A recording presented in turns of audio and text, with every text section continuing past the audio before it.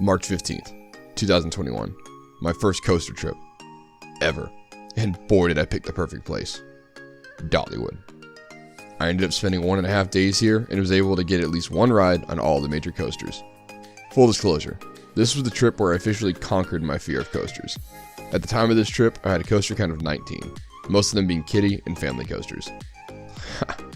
Nothing like being welcomed to the park by the roar of lightning rod when that's the case. I was not ready for that yet, and the 100+ minute wait just after opening confirmed that sentiment. So I saved it for later in the day and rode the rest of the coasters in the park to see what they had to offer. And spoiler alert, there's not a bad one in the park. These coasters were tough to rank. So these are my rankings of the coasters at Dollywood, ranked from worst to best.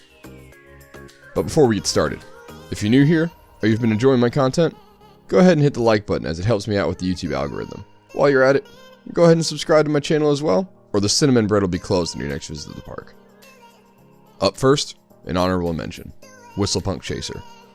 I passed on the kiddie credit this trip as the park was slam-packed over spring break and I didn't feel like soloing a kiddie credit. I'll get on it whenever I visit with another enthusiast in the future, or whenever I have kids of my own. Yikes. From what I could tell, this is a well-themed kiddie coaster with a single helix as its standout element. The ride is themed to a logging crew, which I found humorous as the park had just recently removed a ton of trees from around the park. This seems like a fun little kiddie coaster from Zamperla that I'm sure I'll enjoy riding one day. Moving on to the coasters that I actually rode this trip. Number 8. Lightning Rod. Ha! Got him! Gotcha. Number 8. Blazing Fury. While it was one of the most pleasant surprises of my trip, this coaster doesn't stand up against the rest of the park's elite lineup. This coaster is much more of a dark ride than it is a coaster, to be honest, but that doesn't take away from how much fun it is. Like a lot of rides I get on for the first time, I try to avoid a lot of information and POVs going in. While I didn't do that for a lot of coasters in this park, for Blazing Fury I definitely did, and I knew nothing other than the theme, and that it was mostly an indoor power coaster. The first 3/4 of the ride are a super chill ride through a firefighting scene that provide a nice break from the rest of the rides in the park. And then there's the drops. I rode this thing in the back and I actually caught a couple pops of ejector that were totally unexpected and so amazing and aggressive. A little known fact is that you can technically consider this ride an RMC, as the manufacturer did some retracking and reprofiling back in 2015. It's also the oldest operating coaster in the park. Overall, this is a fun little ride that was built in-house, but it doesn't stack up to the thrills found in the rest of the coasters in the park. Number 7. Mystery Mine. This is where it starts to get more tough to rank these rides, since they are all so good. With Mystery Mine, however, I found it to be the only rough ride in the park, and that's why it's getting put in this spot. It's hard to believe that this was after the ride got some work done during the previous off-season. I can only imagine what it was like beforehand. I also had a nasty headache the day I rode this ride, which certainly did not help the ride experience at all. It's not all bad when it comes to this coaster though.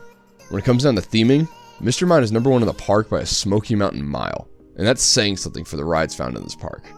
I still find myself whistling the music for this ride pretty often, and the storyline is top-notch for a coaster.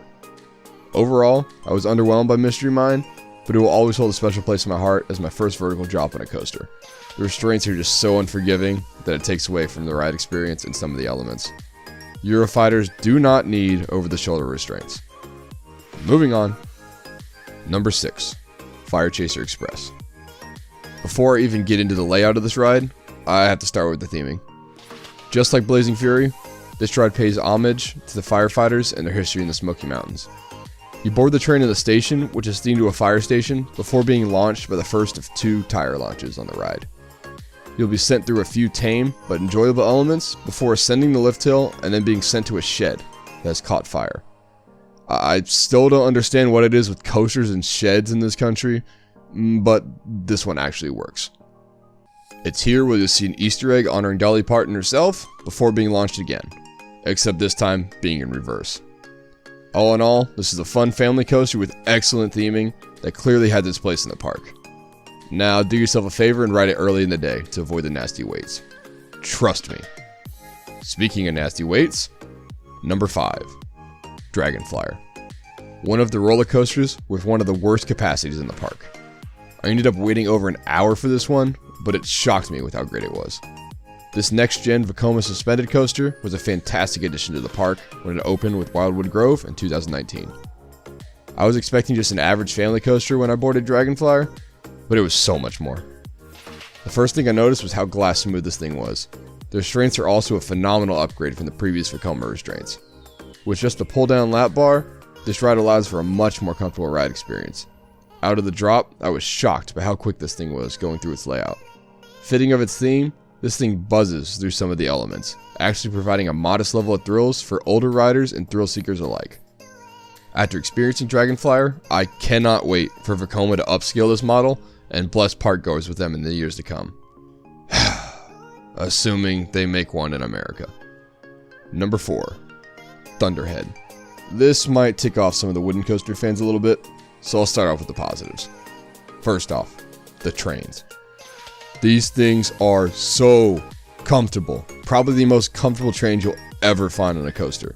These Millennium Flyer trains are the closest you're going to come to riding a coaster on a couch. I sat down not expecting this at all, so it was a pleasant surprise. Many enthusiasts rave about the restraints as well, but they're just alright in my opinion. I don't know, maybe I'll grow to love them. We'll see. Moving on to the actual ride though, I was not ready for this type of pacing. Keep in mind that this is my first coaster trip, and this was also my first GCI. And my first wooden coaster as an enthusiast. So I also wasn't prepared to be bounced around the way I did. I didn't find this ride particularly smooth at all at the time. I mean, compared to some woodies, absolutely, this thing is glass smooth. But still a little rough for my liking at the time. Thunderhead features an incredible twister layout with good airtime as well as a rare fly through the station not commonly found on many coasters. I was only able to get one ride on this coaster, so I'm ready to get some re-rides to see where it will be ranked in the future. Since this was my first wooden coaster since becoming a coaster enthusiast, I didn't have much to compare it to. I ended up thoroughly enjoying White Lightning at Fun Spot Orlando in the future, so I can definitely see this ride going up in my rankings when I return to the park. But for now, it's in my number 4 spot in the park. I know some people have this as a number 2 and even number 1 spots in the park, and I can't argue with those opinions at all. This park is just so stacked, and people have such varying opinions on it. Number 3. Tennessee Tornado. My first and only Arrow looper that I have ridden. And if this is what Arrow was leaving us with in 1999, it's such a shame that there's not more of these out there. But at least we're blessed with this one that is well maintained by Dollywood. This ride is phenomenally intense. It's one of the few coasters that I've pulled into the brake run and not known which way was up and which way was down. I was totally disoriented. This is a fairly short ride, but it packs a serious punch in such a short period of time. It reaches a speed of 63 miles per hour and rips through its 3 inversions, pulling nearly 4 Gs in the process. It's no wonder that this ride was designed by the one and only Alan Schilke. It just makes sense. While it provides a great ride experience, Tennessee Tornado is equally as incredible to just sit and watch go through its layout with a view of the Smoky Mountains in the background. It's an incredible ride with beautiful scenery from a now defunct roller coaster manufacturer, and that unique combo places it in my number 3 spot in the park, with only 2 others ahead of it. Number 2. Wild Eagle. This is my first wing coaster I've ever ridden, and man, was it a good one. My first ride, I rode on a back wing seat and found it a little too rough to enjoy as much as I wanted to. But a back row ride on the inside seat provided surprisingly great floater airtime and intensity without the rattle. I actually grayed out later in the day pulling out of the first inversion. I didn't find this seat rough at all and was able to get multiple rides, even when the park was slam packed over spring break, with multiple rides down for what ended up being the remainder of the day. A lot of enthusiasts give this ride the nickname Mild Eagle and complain that it's boring, but I couldn't disagree more. This thing is a fun, capacity-eating ride that I could see myself marathoning with no complaints. I didn't even find the restraints annoying, at all. The station theme to an eagle's nest is a great touch, not to mention the setting of the ride located atop a mountain overlooking the rest of the park. You truly feel like an eagle as you swoop through the ride's layout. This is one of the best views and themes you will ever get on a coaster, hands down. And while Wild Eagle provided some great thrills, one other coaster was able to top it. Number 1. Lightning Rod. As if there was ever any doubt. Unfortunately, I never had the opportunity to experience the old version. Thank you, COVID, for canceling that trip.